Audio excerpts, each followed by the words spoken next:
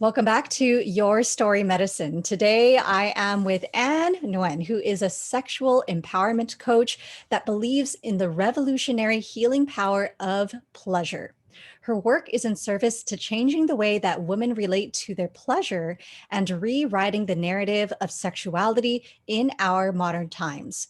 Through her coaching and her upcoming programs, she reconnects women to the power of their sexuality and facilitates deep transformation for sexual reclamation.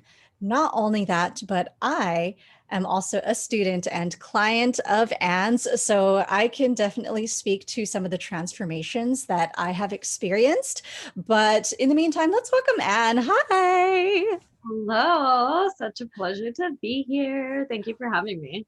It's always a pleasure to share space with you.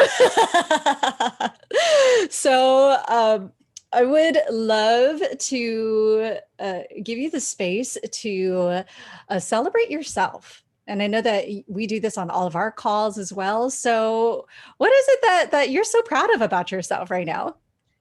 I am celebrating myself because I feel like, I'm actually in maybe like year two-ish of entrepreneurship.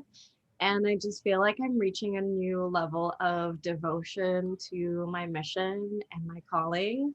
Maybe celebrating the like 2 years of like crushing my ego that happened before it that I have lived through. Um, and also celebrating that I took a cheeky little COVID holiday and got some nature medicine in, got to connect with some loved ones, and that I lived in my values and took a vacation and took a break and went and enjoyed myself during even like a regularly busy season of work. What would you say your values are? Ooh, my values. I mean, there's a lot. I think integrity is one of my biggest values, which I mean, I guess is sort of like it sort of circles back around itself. It's like living according to your values is one of my biggest values. So, I think my other values are obviously rest and pleasure and ease. But I think my biggest value is like love and responsibility. I think often about like becoming love itself as like the ultimate. So yeah, I think that's Mm. I love that. So, with that being said, if we could take out the title of sexual empowerment coach, because I feel like there's a lot of stories that go on in my mind about what that means, or at least before we started working together. So, in your own words, outside of the title, how would you describe your medicine?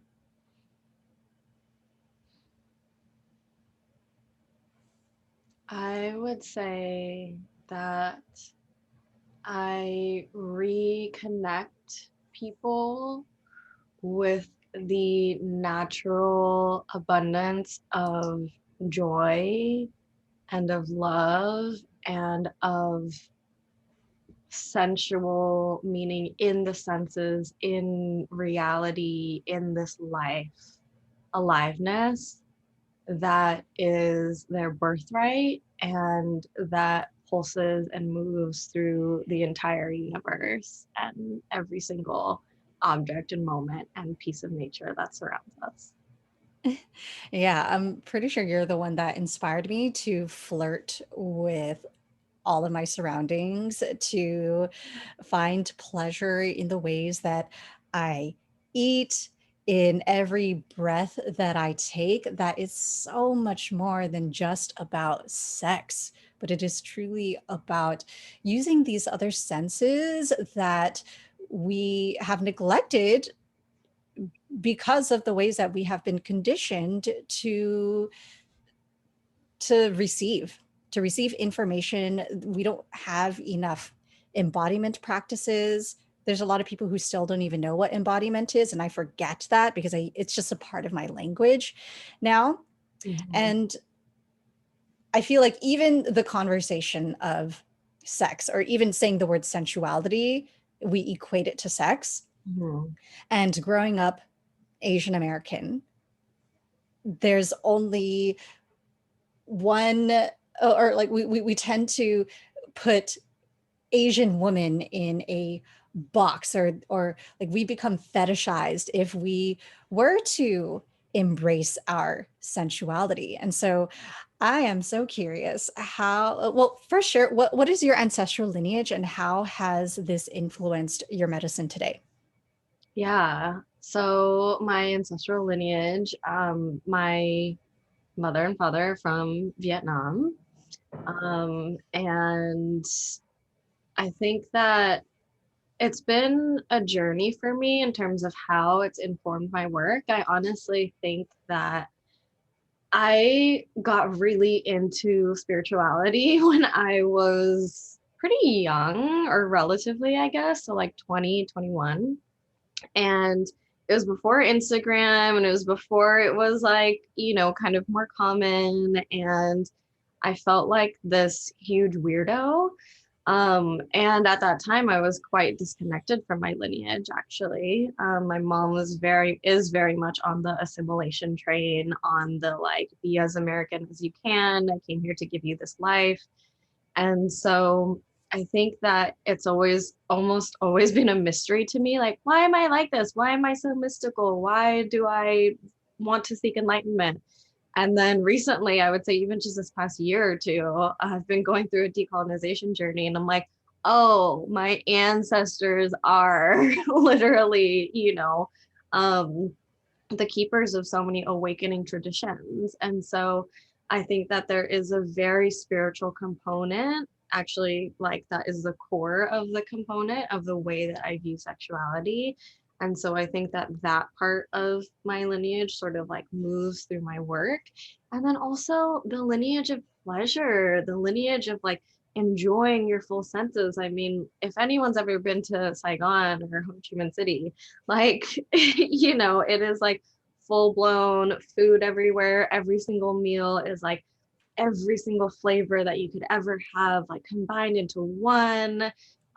There's beauty, like flowers, everything. And so I think that those are the parts that, I talk about it often in my work, that are such a big part of our culture and such a big part of our brilliance, that my ancestors, especially, the pussy-bodied ones, didn't necessarily get to fully express. And so I see myself as a continuation of them being able to laugh as big as I want to, be as bold as I want to, because I definitely come from a lineage of incredibly strong women who, because of the time that they were born, didn't necessarily get to fulfill that as much as they, I think, really desired to in their hearts.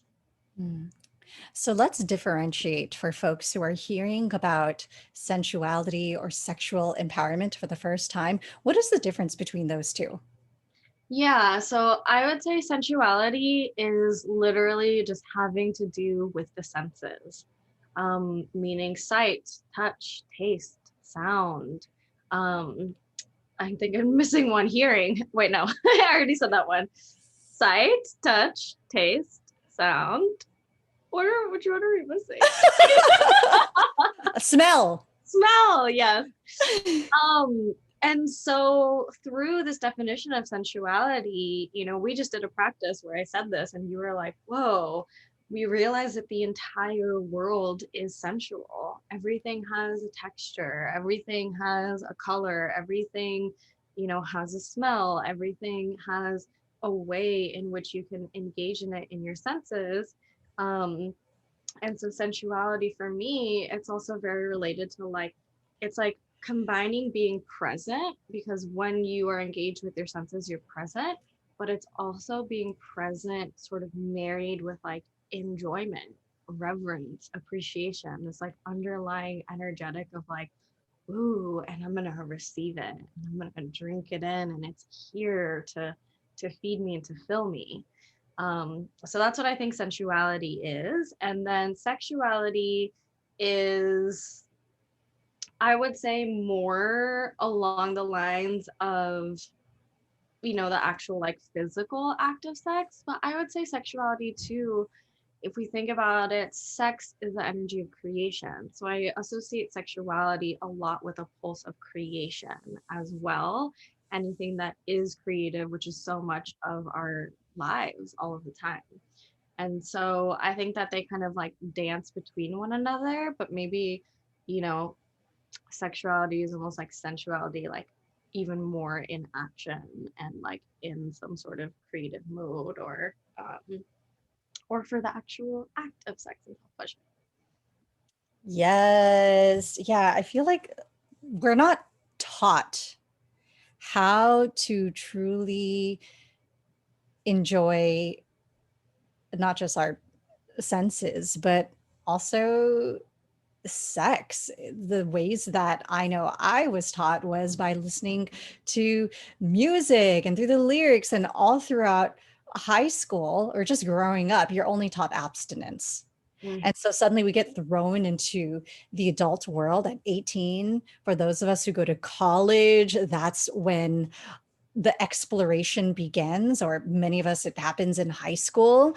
And there's like, it's so taboo to even be openly talking about this. Like, even for us as Asian American women to be able to have this conversation, I feel like is already breaking so much stigma. And so I'm curious, how is it that your family has been receiving this path of yours? yeah. So it's actually been really beautiful. And I think that it is because of the approach and the way that I talk about sex and the way that it's really redefining sex out of this objectification, out of this servitude towards others. And I think that there is something about like, whatever, I guess I'll toot my own horn because this is what I teach. I think that when you embody a certain type of presence and power in anything that you are, including your sexuality, it's almost like no one can really come for you because you are so in integrity with yourself and what you are. And I think anyone in my family that would come for me, I would have lots of compassion for because I know that it's their conditioning and all of that. But my mom is a very typical Vietnamese mom. Actually, she's not very typical. She's quite liberal, I would say. She is, yeah, like the first in her family to divorce. She left an abusive marriage.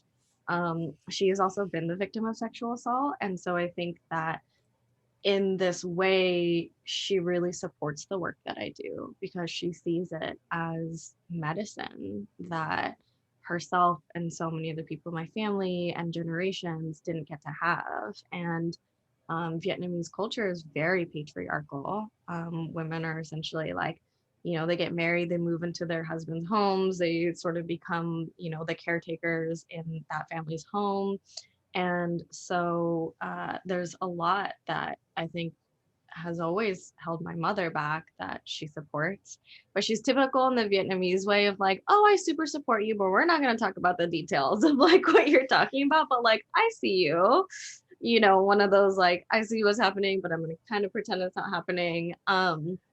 And I've actually gotten messages from my family recently saying that they really support what I do and all of that. And so I think that it is in the creation, which is something that you talk about a lot, in the creation of a new vision, in the creation and the showing of a new way and something that's grounded in this beautiful progress and the way things, I don't know, at least of course I think they should be, you get a different reaction. And I think that's what that generational healing is, right? That's what creating Mhm. change in our cultures is. That's what creating change in our world is.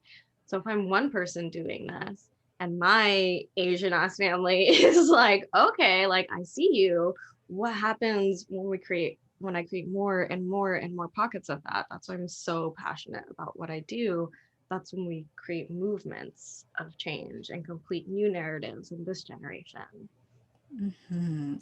I also think that it's important for people to know that you didn't just jump into this role and everything suddenly worked in your favor. Both you and I know that entrepreneurship is such a spiritual journey, and it's easy to say like, oh, I want to start a business, but then it's all the stories that come up along the way that we have to first address.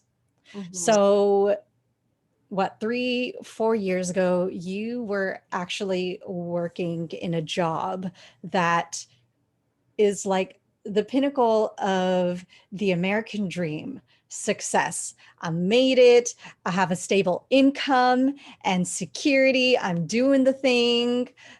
Tell us about that time of your life and what it was like for you to take that leap. Yeah.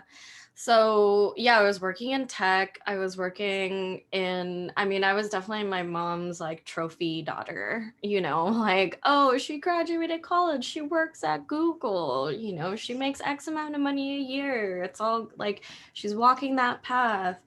And I just, on the side, obviously, I'm like doing all this sexuality work and like having my life completely rocked and like going through spiritual awakening and all of this stuff. And the way that I always describe it, it was one of those things inside of me that's like, I can't not share this with the world. Like, it would be irresponsible. It was like a calling so much bigger than myself. And I know that you relate to this. And I think almost every entrepreneur, it's like that, right? What are you doing? You are building something that's going to serve others in some sort of way. It's bigger than you, it's a calling. And I mean, I've always been pretty rogue in the sense of like, yeah, I'll do it, like I'll figure it out. I think that is part of that like first generation family of immigrants mentality. And so I knew that I was going to quit. And I actually remember having a conversation with my mom and telling her, and I was so scared to tell her that I was going to quit. And then remembering that, especially in my lineage, it's like all of them were entrepreneurs. My Yes. grandparents owned a jewelry shop and a noodle shop, and my mom came out here and did the food truck business in San Jose. She and my dad would fix up cars and do that as a service, and have always been so entrepreneurial and have always been risk taking and have always built something out of nothing. And it was sort of this cheeky moment where I like turned it around on her. And I was like, well, you know where I actually got this from. But I think that really touched her in a really deep way, to remember that, like, yes, that is what I come from. And I think it was a beautiful reclamation for me because up until that point, again, I've been doing a lot of reclamation in terms of my lineage and my family. It was a really big moment to be like, actually, like I'm carrying on the legacy of who we are. Like, we've never been someone else's employee. Like, and I think it's such a, at least from where I see it, we come from the south of Vietnam. It's sort of that tenacity and that like grit of the people there. Like almost everyone owns their own little thing down there. So, yeah. Yes. And one of the things that you and I are constantly, well, not just griping over, but being like, okay, there can be another way, is when we see the the healing practices of our lineage being appropriated by, let's just say, by white-bodied people. Mhm. Like, ugh. I'm like, how much do I want to center this conversation around this? But I do think that it needs to be named, because I feel like our our sacred offerings are a response to the gaps that we see in our industries, in our niche. So one of the most recent ones was with what was her name? Like Kimani? Is that her Yeah, name? I mean, Yeah, and she's just like a representation of so many folks who have like gone to our ancestral motherlands, have taken the practices, and look, I'm not mad when people can find something that works for them, but when you commodify it, and then leave the people out who introduce this medicine to you, then um, that's not cool. Yeah. So I'm curious, how has it been for you navigating this journey as a sexual empowerment coach in spite of all the other folks who are doing similar work and yet serving, I guess I would say, a very different clientele? Yeah. Yeah. Honestly, it was something that really upset me. And it was something that in this past year, this has been a recent shift that I expended a lot of energy on. And it was like heartbreak, it was anger, it was confusion, and it was a lot of like looking at everything that was broken and just being really angry about it and feeling hopeless and wanting to like almost shake these people and make them see, or to do something with them though. And I really will credit Tori Washington, which is someone that we've talked about before. She is a business coach, and she did a live that was about leadership. And honestly, her words were like, why are you looking to these people to be the leaders that they never even wanted to be, that they are incapable of being, that they have no interest in being, or if they do have interest in being, they are very far away, you know? And I think that it was honestly remnants of of me being colonized, and of me being like, oh, you white people, like you're still like the ones that are visible, like you be the change. And it's like, no, like they're never gonna be the freaking change. And what she said in that live was like, I am more focused on being in my lane and creating. And Yes. so that is what I have really shifted towards, and it feels so good.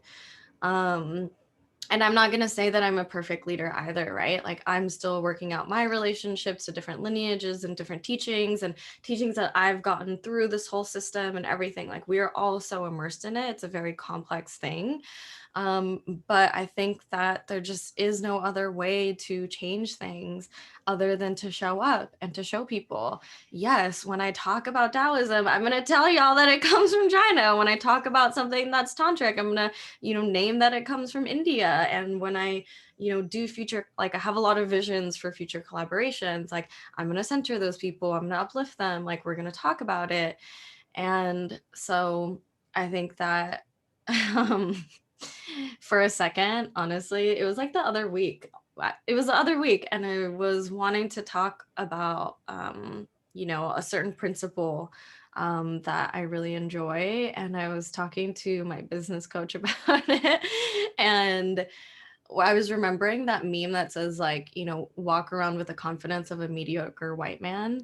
And I was like, we should just coin, like, walk around with the confidence of a white woman in wellness.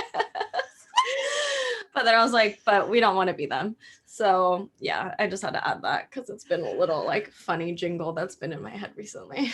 Yes, I've heard that a lot, and it was actually, it was at a people of color meditation retreat where somebody just switched that around to say, have the confidence of a 3-year-old free spirited little brown girl.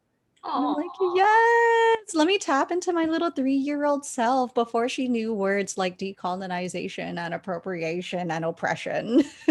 yes, yes, So I feel like absolutely. the work is constantly coming back to that, embodying my inner child. And as you know, I invested in a pole in my little apartment, and I feel like it nurtures both my inner child who loved playing on the jungle gym, as well as my vixen. Hey. I love And such deep appreciation for your response, because I've also been experiencing those similar shifts. Because as you know, majority of my clients are women of color who are also dealing with these nuances and this contradiction of who am I to claim my ancestors' medicine when I can barely speak the language, when I was born and raised in the United States. And I know that everything we're doing is a part of that returning home. And so you have like white-bodied folks who will go into the Amazons and suddenly get initiated into shamans or like birth workers as well. And again, I think it's beautiful that uh, everybody can have access to receiving these different healing modalities. I mean, I feel like if all of us were be able to liberate ourselves from trauma, we wouldn't have a lot of the violence that we see today. Racism would not exist. And at the same time, if you are erasing the teachers, erasing the lineage, then there's a disconnect there. And I think her name is Brandy Jordan. I don't remember um, her name exactly, but there was a situation with another white parent educator who things unfolded about her politics, where her money was going, and there was huge uproar. But this other coach's response, who is a Black woman, her name is Brandy, she just said, "That's not my competition. She's not my competition. I'm like, I am calling her out just because I want people to know that this is not what you do. Yeah. She just serves a different clientele. Mm-hmm. That's it. Your power is going to be where you are investing your money. So you can give your money to someone like this, or you can invest in someone like Anne, somebody else who is doing their best to be in their values, to honor the lineage of these traditions. And that alone was a huge mindset shift for me, where it's like so many of us, especially as folks of color who like we and women, we are wanting to fight, dismantle, point out all the problems. And it's like, oh, what if we just took that energy and created the spaces it is we needed instead, and then inspire our people to invest their money, time, and resources into helping us cultivate this vision. Yeah. Whew. Yes. You know, I just want to thank you so much. I don't know if I've explicitly said this to you, which is wild to me, but so much of this I learned from you. And Oh. you were one of the first people that I saw on the internet talking about connecting with ancestors and connecting with our lineages. And so I just want to take a moment to reflect, like, Oh. and I think that this is also just such a big part of I think a shared value of leadership that we both have is like we learn from each other, and like and yeah, like everything that you just said, everything you just shared, everything you share all the time, like it helped me to get to where I am right now saying the words that I've been saying to you. So I just want to like give Hmm. such deep gratitude for you. So received. Everybody who's listening, this is why it's like what we do our best to embody in this work is that there is no hierarchy. Like, yes, I'm a student of Anne's, and vice versa. We are constantly learning and unlearning alongside one another. And this is what an energetic exchange feels like. And Mhm. so, with everything that has been unfolding this past year, I know, like, I love to define challenges as opportunities for growth. It wasn't always that way. But I would love to know what are the things that you have been doing to stay grounded in these times, and what is it that you've been learning to release?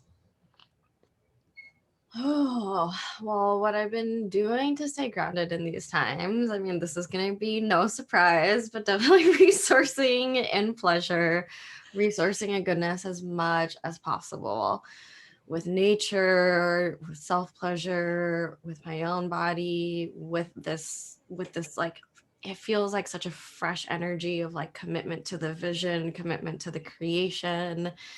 And so I think just staying grounded, it's almost like every day I feel like my life's work or my work of my morning, grumpy Anne, is like to turn around using all of those tools to just get back into that creation, getting back into that mode. And it's wild because it just feeds me. It's like this regenerative thing. So those have been a lot of the things that have been helping to keep me grounded.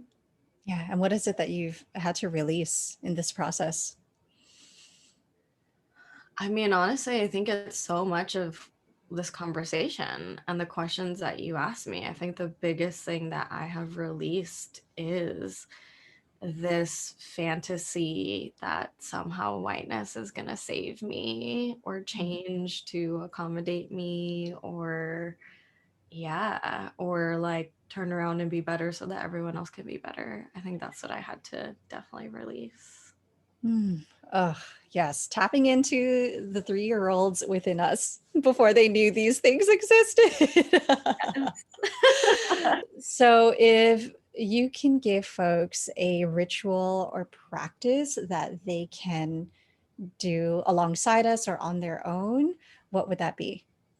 Yeah, so I would say, you know, wherever you are right now, I would invite you to just notice your next breath. And I would invite each person to just like take their left hand and just like gently touch their right hand and just let it be slow, and just to feel this quality of sensuality, of being able to touch your own self with love and reverence,